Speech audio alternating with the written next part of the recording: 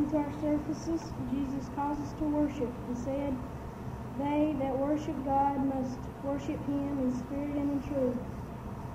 Please listen to God's word. Let your conversation be as it becometh the gospel of Christ, that whither I come and see you, or else be absent. I may hear your affairs, that you stand fast in one spirit, with one mind, striving together for the faith of the gospel, and in nothing terrified by your adversaries, which is to them an evident token to perdition, but to you of salvation and of God. Finally, my brethren, be strong in the Lord and in the power of His might. Put on the whole armor of God, that ye may be able to stand against the wiles of the devil. For we wrestle not against flesh and blood, but against principalities, against powers, against the rulers of darkness of the world, against spiritual wickedness in high places. Wherefore, taking unto you the whole armor of God, that ye may be able to withstand the evil day, and having done all, to stand. Praying always with all prayer and supplication in the Spirit, and with them whereunto with all perseverance and supplication for all saints. Endure hardness as a good soldier of Jesus Christ. Therefore, my beloved brethren, be satisfied, unmovable, always abounding in the work of the Lord.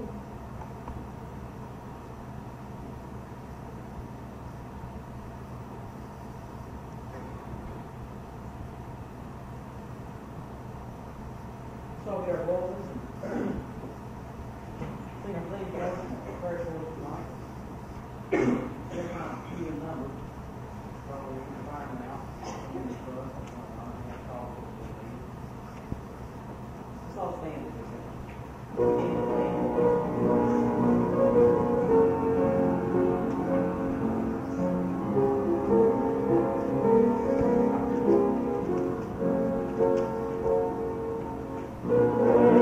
Are lifted at Calvary.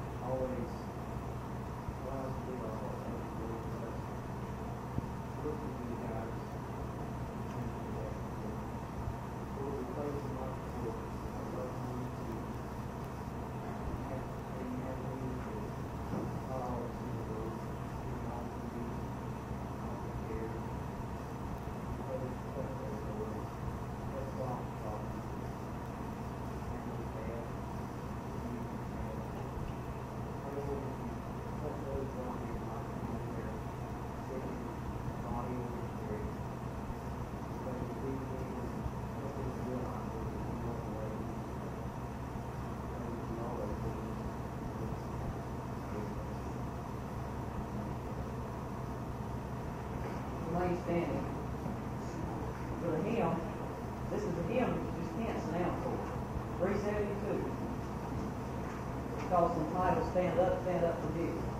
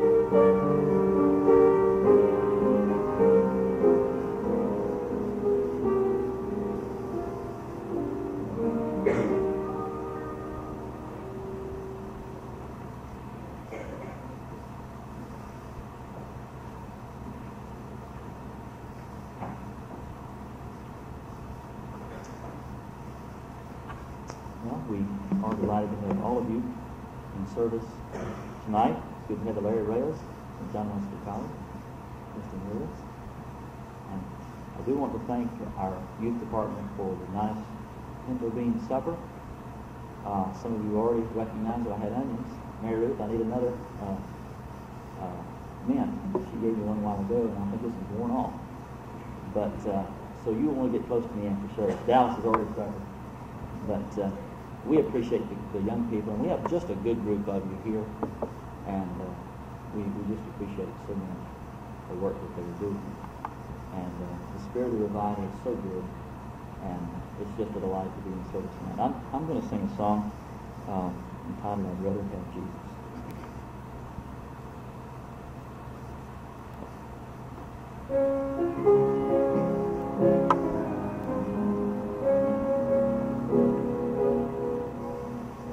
I'd rather have Jesus than silver or gold. I'd rather be His than have riches untold. I'd rather have Jesus than houses or lands. I'd rather be led by His nail-pierced hand than to be the king of a vast domain and be held in sin's great sway. I'd rather have my Jesus than anything this world affords today. I'd rather have Jesus than men's applause. I'd rather be faithful to His dear cause. I'd rather have Jesus than worldwide fame, and I'd rather be true to His holy name than to be the king of a vast domain and be held in sin's dread sway.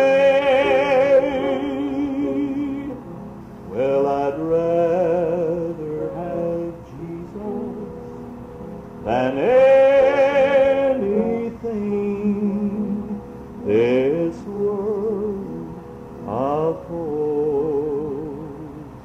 today.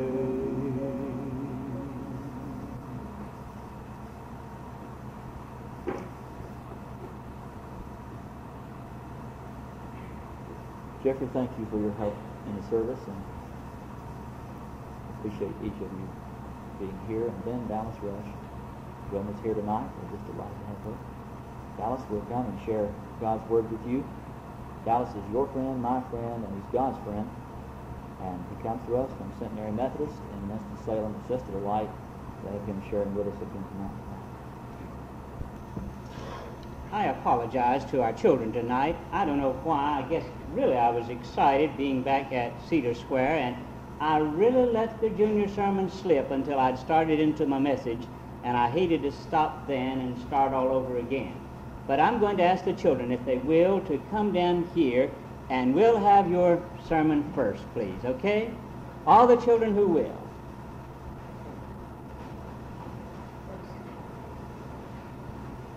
This is good, great. While the children are coming, I'd like for everyone under 25 years old to stand, would you? You're under 25. Sure, I think it's wonderful to have that many young people at church on Saturday evening.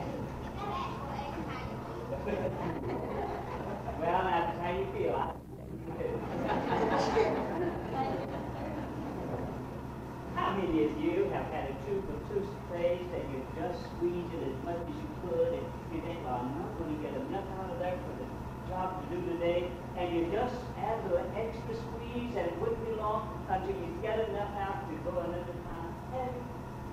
And then you say, well, I'll throw it away. Then you say, well, there may be a little bit more in there, and I'll try it again. And that's exactly what I was doing last week. I was just trying to get a little bit of the toothpaste that I put out of there, and everyone, and you see, I can get it all. We're waiting for it to let it all out. And I know there's a real sense in this. Because I think a lot of times we give up too early. And if we would just give it one more squeeze, or just give it one more try, it might make all the difference. You know, it's so easy to say, I can't do this, I can't say that, or I can't act that way. And then we just give up. But you know, if we just give it one more squeeze, it's amazing how much more we can get out of ourselves than we think we can do. And I don't want you to say I can't, but I want you to learn to say, I'm going to give it one more squeeze, I'm going to give it one more try, and I'm going to get all that I can out of life. You know, there's so much of life. And the amazing thing of it is, not many of us will do it till we are 100 years old. And all that we get in this life, we'll have to give it one more squeeze so often. That's the joy of living. Because God wants you to be happy. God wants you to use every talent that you can. God wants you to enjoy everything that you can in life. I believe it because if He had meant for it to be this way, He would have made so many exciting things. And rather than giving up and saying, I can't, let's give it one more try. Peter? Good, I'm glad to hear that. After the service is over, I'll have some great. Good. After the service is over, and tomorrow night we'll have another sermon just for you. Thank you so much, and you may go back to your seat. I don't know who's responsible for these beautiful roses, but I enjoyed them last night, and I'm enjoying them again tonight, and I know that you are too. I appreciate you being here tonight, Saturday night. Young people, it would have been so easy to have gone somewhere else, but I'm glad that you came to church. I had really planned to come down for your pinto supper this evening, but I had a young man whose home is broken, and he said, Dallas, I just must talk. And so I spent a great deal of the afternoon talking with him, hoping that eventually the home with two small children could get back together. And I'm sure that you'll understand. The writer to Hebrews said, faith is a substance of things hoped for, the evidence of things not seen. I want to read a letter to you tonight that was found in a baking powder can tied to the handle of an old pump that offered the only hope of drinking water on a very long and seldom used trail across the desert. The pump is all right as of June 1932, so stated the letter. I put a new sucker washer into it, and it ought to last 5 years. But the washer dries out, and the pump has got to be primed. Under the white rock, I buried a bottle of water out of the sun, cork end up. There's enough water in it to prime the pump, but not if you drink some first. Pour about 1/4 and let her soak to wet the leather. Then pour in the rest medium fast and pump like crazy. You'll get water. The well has never run dry. Have faith. When you get watered up, fill the bottle and put it back like you found it for the next fellow. Signed, Desert Pete. P.S. Don't go drinking up the water first. Prime the pump with it, and you'll get all that you can hold. Now, I think that it would be difficult to find the principles of faith any more defined than in this letter. Here is a weary, hungry, worn, thirsty traveler coming down the road. Mouth is parching with thirst, and he sees the pump, and he reads the note. This event really puts faith to its test. Faith not as an academic study necessarily, or even as dealing with philosophy, but it's a thing on which life itself depends. Without faith in someone or something, life will fall apart. Faith must have three ingredients if it's really to be faith, or to be at all what faith is all about. It's just really impossible to have faith. There's more to it than that. If you were the lonely traveler, you'd have to have faith in Desert Pete. Somehow a respect for him in order not to drink up all of the water that you found or that you held in your hand. There was no guarantee that there was even a person by the name of Desert Pete. There wasn't a guarantee that he wasn't a prankster. There wasn't even a guarantee that what he was telling you was true. For as much as you know there's some water in the bottle and you hold it in your hand, and you know immediately that water will be able to quench your thirst momentarily. And you must make a decision whether I'm going to drink it and be satisfied just partially, whether I'm going to drink a little of it or not any of it at all, or follow the commands as I ought to. And I think as we begin to realize this, that it makes altogether the difference in the world. And the first ingredient of faith, and I'm talking especially to young people tonight, is simply that we must put our trust in someone or in something.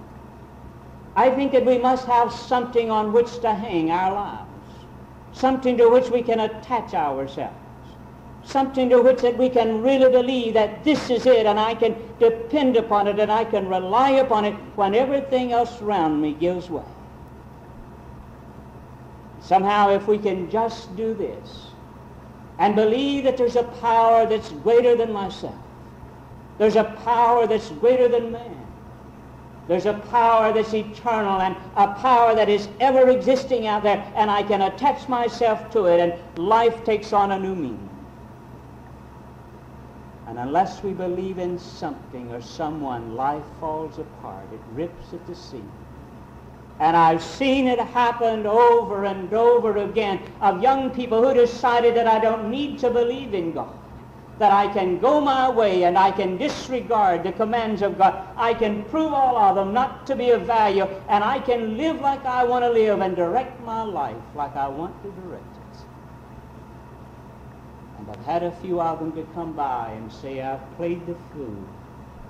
I tried to live as though that God didn't exist, and I tried to act as though there were no God, but in reality there's something that's gnawing and tearing me apart, and I want something that I can depend upon and can know that it will hold true. We really need something to hold on in the storms of life. I think of a little aunt of mine who's gone on to meet her reward now. But I'll never forget her telling the story of being in the first storm down in Florida. They'd gone down for a vacation. And she said, we'd got the news that a hurricane was on its way, and it was going to strike in the very area in which we were, and we prepared the very best that we could for it. And she said, the winds began to blow, and the rains began to descend.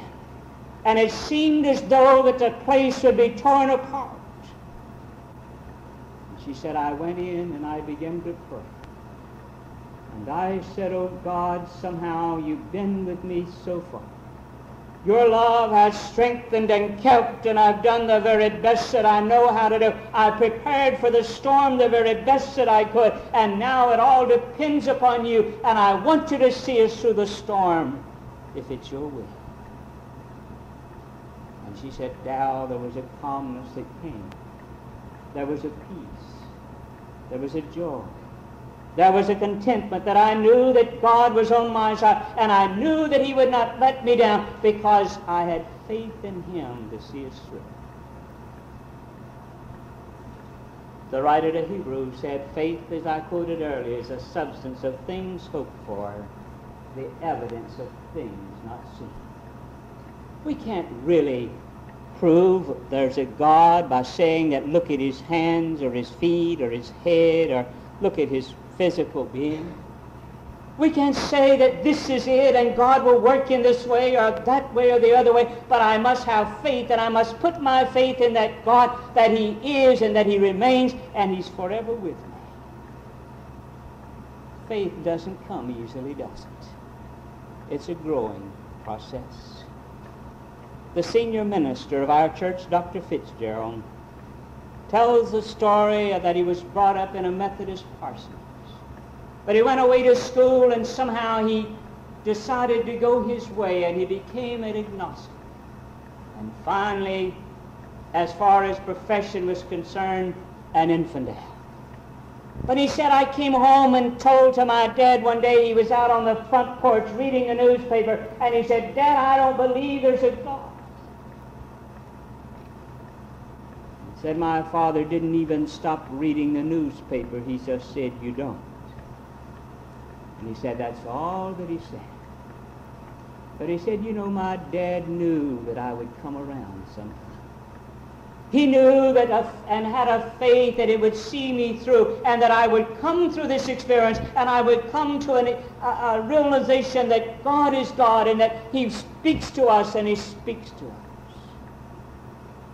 And he said, I can tell you the time, and I can tell you the place that I had an encounter with God, and something wonderful and exciting happened in my life. Faith isn't easy, is it? But the more we exercise it, the more it increases. It was never intended that faith would be something that we could use or abuse. I get disturbed when I hear people demanding God do certain things. I get disturbed when I hear people say, God, now this is what you're to do, and I want you to do it, and I know that you are going to do it, because I don't believe that I can manipulate God, do you? I don't believe that God necessarily condescends to my likes and my desires all the time, and thank God He doesn't. I don't believe that God is going to let us play God and tell Him what to do and how to do it and when to do it, or we'd become God ourselves, wouldn't we? Faith is difficult. Faith is something that we must use daily. We must have faith in our marriages.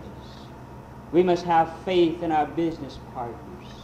We must have faith in our parents, in our friends, and our loved ones, somehow to believe that they're going to work out for good and that they're going to do the thing that we know that they should. There's much that's involved with faith. But we're talking about Christian faith. Here, too, we must believe in someone or someone whom we call God. We must have faith that God is what He said He was, or else He isn't God at all. We must have the faith that God is eternal. You remember when He was speaking to Moses, He said, I am that I am, and you go tell them that I am has sent thee. In other words, He's saying that I'm eternal and I'm all that you need. And I believe that's true, don't you? That God is unexhaustible, that however we try or however our faith may grow and mature and however much God must do for us, there never comes an end to His unexhaustible grace that He gives to all of us. I believe it was in the newspaper today that someone suggested, how would you like to be God for a while? And you know, I'd never really thought much about it until I heard Wilma reading it to Beth and they were discussing it.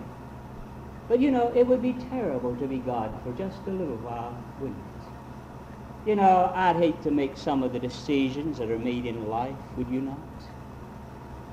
Never get a chance to rest. Always people interceding and begging and pleading in the things that we do as far as, what if we were God for just a little while? Be some difficult decisions to make, would there not?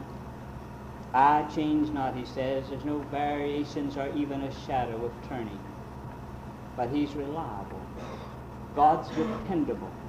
He's just and good, not to mention above all that He's merciful to all of us. And these are just some of the attributes of God, and there are many, many more when we turn and realize that He's there waiting for us.